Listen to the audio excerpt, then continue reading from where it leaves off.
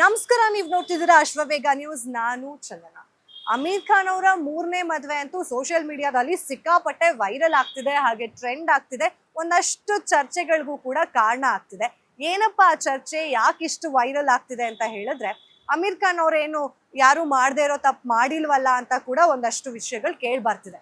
ಏನಪ್ಪ ವಿಷಯ ಅಂತ ಹೇಳಿದ್ರೆ, ಅಮೀರ್ ಖಾನ್ ಮದುವೆ ಆಗಿರುವಂತಹ 3 ಜನ ಹೆಣ್ಮಕ್ಳೇನಿದ್ದಾರೆ, ಅವ್ರ 3 ಜನ ಹಿಂದೂಗಳೇ. ಯಾಕೆ ಅಮೀರ್ ಖಾನ್ಗೆ ಮುಸ್ಲಿಮರ ಮೇಲೆ ಲವ್ ಆಗ್ಲಿಲ್ವಾ ಅಂತ ಹೇಳಿ ಒಂದಷ್ಟು ಚರ್ಚೆಗಳು ನಡೀತಿದೆ. ಯಾಕಂದ್ರೆ ಮೊದಲನೇ ಹೆಂಡತಿ ಹೆಸರು ರೀನಾ ದತ್ತ. ಆಗ ಅವ್ರಿಗೆ 19 ವರ್ಷ ಇತ್ತು, ಇವ್ರಿಗೆ 21 ವರ್ಷ ಇತ್ತು.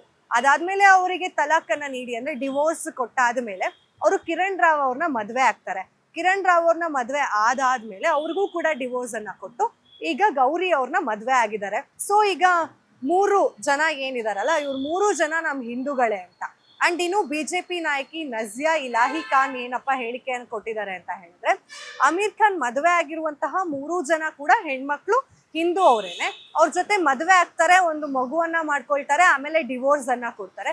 ಯಾಕೆ ಈ 3 ಲವ್ ನಲ್ಲಿ, ಅಂದ್ರೆ ಈ 3 ಜನನ ಏನ್ ಪ್ರೀತಿ ಮಾಡಿದಾರಲ್ಲ ಅಮೀರ್ ಖಾನ್, ಈ 3 ಸಲ ಅವ್ರಿಗೆ ಲವ್ ಆದಾಗ 3 ಸಲದಲ್ಲಿ 1 ಸಲ ಕೂಡ ಅವ್ರಿಗೆ ಮುಸ್ಲಿಂ ಮಹಿಳೆ ಮೇಲೆ ಲವ್ ಆಗ್ಲೇ ಇಲ್ವಾ, ಇದೆಂತಹ ಪ್ರೀತಿ ಅಂತ ಕ್ವಶನ್ ಕೂಡ ಮಾಡಿದ್ದಾರೆ. ಅದರ ಜೊತೆಲಿ ಮಗು ಆದ್ಮೇಲೆ ಅವರು ಏನ್ ಡಿವೋರ್ಸ್ ಅನ್ನ ಕೂಡ ಕೊಟ್ಟು ಬಿಡ್ತಾರೆ ಅಂತ ಒಂದು ಹೇಳಿಕೆಯನ್ನ ಕೊಟ್ಟಿದ್ದಾರೆ.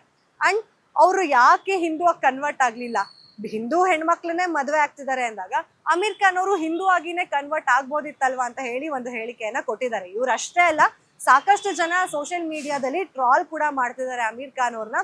ಬಿಕಾಸ್ ಅವರು ಮದುವೆ ಆಗಿರುವಂತಹ 3 ಜನ ಕೂಡ ಹಿಂದೂಗಳೇ ಆಗಿದ್ದಾರೆ.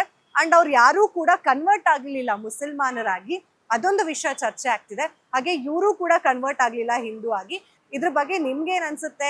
ಅಮೀರ್ ಖಾನ್ ಅವರು ಮದುವೆ ಆಗಿರುವ ಹೆಣ್ಮಕ್ಳು 3 ಜನ ನಮ್ ಹಿಂದೂವರೇ ಆಗಿದ್ದಾರೆ. ಸೊ ಇದ್ರ ಬಗ್ಗೆ ನಿಮ್ಮ ಒಪಿನಿಯನ್ ಏನಪ್ಪಾ, ನಿಮ್ಗೂ ಹಿಂಗೆ ಅನಿಸ್ತಾ ಅನ್ನೋದನ್ನ ಕಮೆಂಟ್ ಮಾಡಿ ತಿಳಿಸಿ. ಮತ್ತಷ್ಟು ಅಪ್ಡೇಟ್ಸ್ಗಾಗಿ ಫಾಲೋ ಮಾಡಿ ಅಶ್ವವೇಗ ನ್ಯೂಸ್. ಇದು ಸತ್ಯಾನ್ವೇಷಣದ ಓಟದಲ್ಲಿ.